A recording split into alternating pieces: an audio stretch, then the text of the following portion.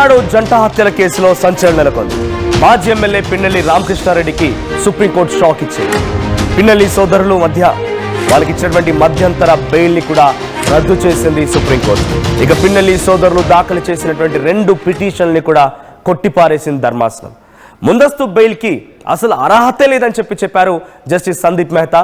Surrender అయ్యేందుకు సమయం కావాలన్నట్టు పిన్నెల్లి తరపున లాయర్ వాదించడం జరిగింది. అయితే 2 వారాల సమయాన్ని కేటాయించింది సుప్రీంకోర్టు. సో పిన్నెల్లికి సంబంధించి జంట హత్యల కేసులో మరోసారి ఆయనకు వచ్చినటువంటి ఆ బెయిల్ని కూడా రద్దు చేశారు. సో పిన్నెల్లి రామకృష్ణారెడ్డి ఆయన సోదరుడు ఇద్దరికి కూడా మళ్ళీ బెయిల్ రద్దు అయిపోయింది. సో 2 వారాల్లో మళ్ళీ వచ్చి పోలీస్ స్టేషన్ సరెండర్ కావాల్సింది. సో సుప్రీంకోర్టు డైరెక్ట్గా డిక్లేర్ చేసిన నేపథ్యంలో ఇక అవకాశం లేకుండా పోయింది. పిన్నెల్లి మళ్ళీ జైలుకు వెళ్లాల్సిందే. మా ప్రతినిధి సాయి ఉన్నారు సిద్ధంగా.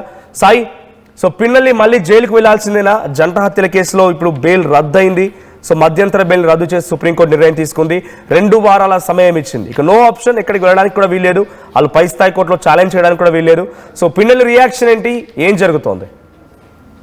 రోజు జవిశెట్టి సోదరులకు సంబంధించినటువంటి జంట హత్యల కేసులో పిన్నెల్లి రామకృష్ణారెడ్డి, పిన్నెల్లి వెంకటరామరెడ్డికి సంబంధించి ఇప్పటి వరకు సుప్రీంకోర్టు ఇచ్చినటువంటి ముందస్తు బెయిల్ నేపథ్యంలో వాళ్ళ విచారణ మాత్రం కొనసాగుతుంది. వాళ్ళని అయితే ఇప్పటి వరకు అరెస్ట్ చేసినటువంటి పరిస్థితి లేదు. అయితే లాస్ట్ టైము వీళ్ళు విచారణకు వచ్చిన సమయంలోనే సుప్రీంకోర్టు ఇచ్చినటువంటి సమయం అయిపోయినప్పటికీ దానికి సంబంధించిన దానిపైన విచారణ జరుగుతున్నటువంటి నేపథ్యంలో పోలీసులు అయితే ఓన్లీ విచారణ చేపట్టి పంపించి వేయడం జరిగింది. అయితే ఈ రోజు సుప్రీంకోర్టు క్లియర్ గా ఈ కేసుకు సంబంధించినటువంటి అంశంలో పిన్నెల్లి సోదరులు ఇద్దరికి బెయిల్ రద్దు చేస్తూ కూడా కీలకంగా నిర్ణయం ప్రకటించడం జరిగింది. దాంతో పాటు 2 వారాల్లోపు పోలీసుల ముందు కూడా లొంగిపోవాలనే విధంగా కూడా కీలకంగా ఆదేశం ఇవ్వడం జరిగింది. అయితే సుప్రీంకోర్టే ఇలాంటి ఆదేశాలు ఇవ్వడంతో తప్పకుండా పిన్నెల్లి సోదరులు ఇద్దరు కూడా మార్చర్ల పోలీసుల ముందు ఈ కేసుకు సంబంధించినటువంటి అంశంలో లొంగిపోవాలనే విధంగా కూడా తెలుస్తుంది.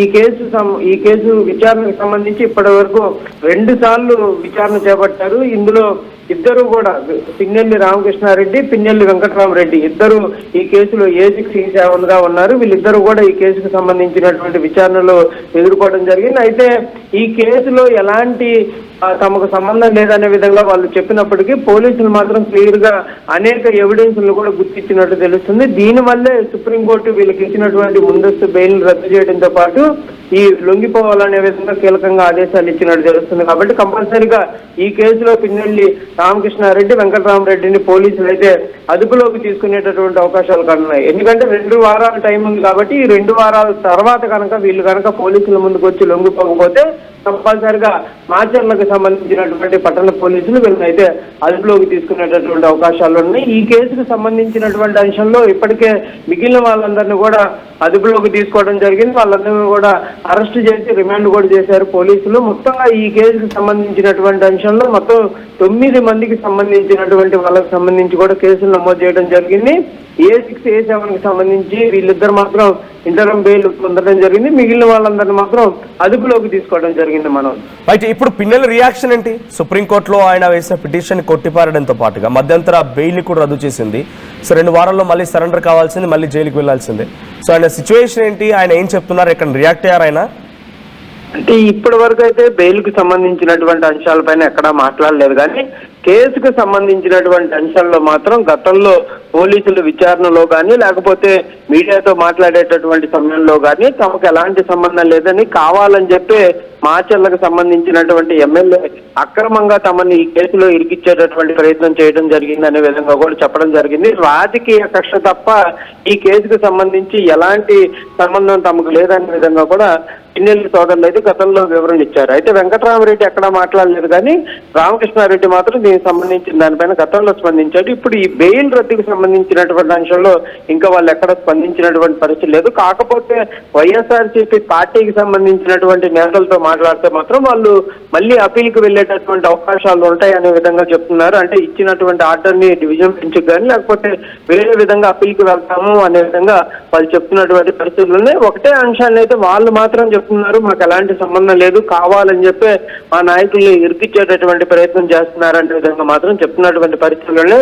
కాకపోతే ఇక్కడ ఈ జంట హత్యలకు సంబంధించినటువంటి అంశంలో మాత్రం పోలీసులు అయితే కీలకంగా ఆధారాలు సేకరించినట్లు కూడా తెలుస్తుంది. దాంతో పాటు ఎమ్మెల్యే కూడా జూలకంటి బ్రహ్మానంద రెడ్డి కూడా క్లియర్ గా చెప్తున్నారు, ఎవరిని వదిలిపెట్టేటటువంటి పరిస్థితి లేదు, అక్రమాలకు కానీ లేకపోతే ఈ హత్యా రాజకీయాలను కూడా ప్రోత్సహించే పరిస్థితి లేదనే విధంగా చెప్తున్నారు. కాబట్టి మరి వాళ్ళు అప్పీల్కి వెళ్తే వాళ్ళకి ఏదైనా రిలీఫ్ దొరికేటటువంటి అవకాశాలు ఉంటాయా, లేకపోతే 2 వారాల లోపు వాళ్ళు వచ్చి లొంగిపోయేటటువంటి పరిస్థితి ఉంటుందో కూడా చూడాల్సినటువంటి అంశంగా కనిపిస్తుంది. రిలాక్సేషన్ ఏమి ఉండకపోవచ్చు, బట్ ఇక్కడ ఆ జంట హత్యల కేసులో బాధితులుగా ఉన్నటువంటి వారి రియాక్షన్ ఏంటి? వాళ్ళు ఏం చెప్తున్నారంటే పిన్నెల్లి లాంటి వ్యక్తులని సుప్రీంకోర్టే ఒక రకంగా బెయిల్ రద్దు చేసి ఆయన సరెండర్ అవ్వాల్సిందిగా అని చెప్పేటువంటి విధంగా కోరడంతో అటు ఆ బాధితుల రియాక్షన్ ఏంటి? బాధితులు ఏం చెప్తున్నారు అంటే గతం నుంచి కూడా బాధితులు ఒక అంశాన్ని చెప్తున్నారు, కావాలని చెప్పే తమ కుటుంబ సభ్యుల్ని కాపు కాల్చి కూడా చంపివేయడం జరిగింది.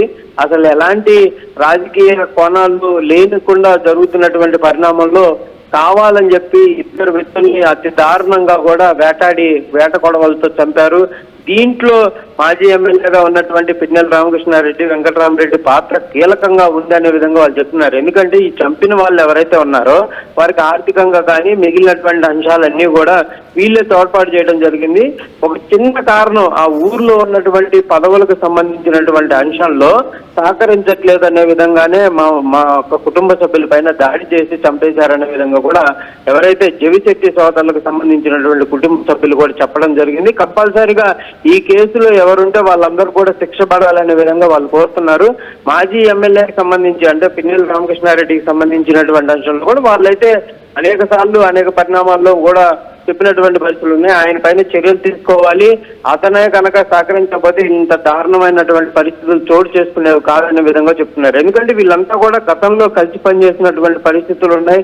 కానీ ఒక్క రాజకీయపరమైనటువంటి ఒక చిన్న పదవి కోసం మా పైన ఈ విధంగా చేయటం ఏంటనే విధంగా కూడా వాళ్ళు ప్రశ్నిస్తున్నారు. కంపల్సరిగా శిక్ష పడాలనే విధంగా కూడా కోరుతున్నటువంటి పరిస్థితులు కనిపిస్తున్నాయి. Manoj. Right, thank you Sai. So Palnadu జిల్లాకు సంబంధించిన దగ్గర ఒక జంట హత్యల కేసులో పిన్నెల్లి రామకృష్ణారెడ్డి ముందస్తు అంటే ఆయన అరెస్ట్ చేయకుండా ముందస్తు బెయిల్ పిటిషన్ దాఖలు చేశారు హైకోర్టులో. ఆ తర్వాత సుప్రీంకోర్టుకు వెళ్లారు.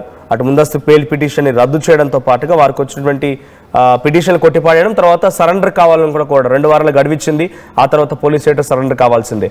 అది మే 2025 పల్నాడు జిల్లా వెల్దండి మండలం దగ్గరలోని ఒక బోధులవీడు సమీపంగా ఒక 2 టీడీపీకి సంబంధించినటువంటి కార్యకర్తల్ని వెంటాడి వేట కొడవలతో చాలా దారుణంగా హతమార్చారు. అయితే దాంట్లో అప్పుడు నమోదైనటువంటి కేసులో ఇటు పిన్నెల్లి సోదరులు A6 మరియు A7గా ఉన్నారు. అయితే వారు మమ్మల్ని అరెస్ట్ చేయకుండా రక్షణ కల్పించమని న్యాయస్థానాన్ని ఆశ్రయిస్తే న్యాయస్థానంలో మాత్రం సరెండర్ కావాలని చెప్పి సుప్రీంకోర్టు తీర్పునిచ్చింది. సో సుప్రీంకోర్టు తీర్పు తర్వాత ఇంకా దాన్ని ఛాలెంజ్ చేసే అవకాశం లేదు. కాబట్టి మళ్ళీ 2 వారాల్లోగా పోలీసులు ఏటా సరెండర్ అవ్వడం తప్ప పిన్నెల్లికి నో ఆప్షన్గా ఉండిపోయింది. సో ప్రస్తుతానికి పిన్నెల్ని మళ్ళీ అరెస్ట్ కాబోతున్నారు. జైలుకి తరలిస్తారా, ఏం చేయాలో చూడాల్సిన అవసరం అవుతుంది. ప్రస్తుతానికైతే 2 వారాల గడువు అయితే ఉంది ఆయనకి. 2 వారాల్లో ఆయన మరి ఇంకేదైనా లీగల్గా ప్రొసీడ్ అవుతారా, ఇంకేదైనా ఛాలెంజ్ చేస్తారా చూడాలి. సో సరెండర్ కమ్మని చెప్పి సుప్రీంకోర్టు చెప్పింది. మరి పిన్నెల్లి రియాక్షన్ ఏంటో చూడాలి.